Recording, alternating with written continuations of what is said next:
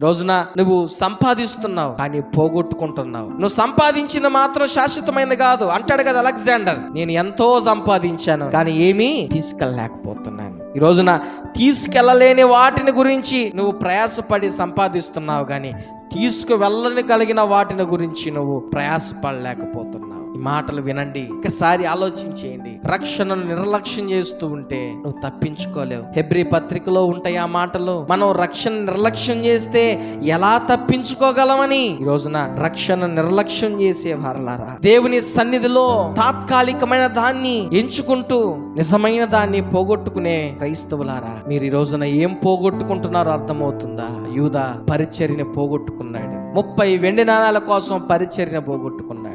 ఏశావైతే కూటి కోసం జ్యేష్ఠత్వ హక్కును పోగొట్టుకున్నాడు. ఇక తిరిగి పొందుకోలేకపోయినవి. ఏశావుని గురించి క్రొత్త నిబంధనలో ఉంటది, అతను మారు మనసు కొరకు జాగ్రత్తగా వెతికినను అది అతనికి దొరకలేదు, దక్కలేదు.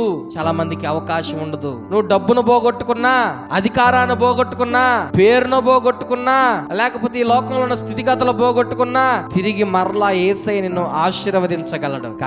కానీ యేసయ్యతో ఉన్న సహవాసాన్ని నువ్వు పోగొట్టుకుంటే, రక్షణను పోగొట్టుకుంటే, దేవుని ఆత్మను పోగొట్టుకుంటే, దేవుని అనుగ్రహాన్ని పోగొట్టుకుంటే మరలా నీవు అటు కృప పొందుకోలేకపోవచ్చు. గుర్తుపెట్టుకో, అటు అభిషేకం పొందుకోలేకపోవచ్చు.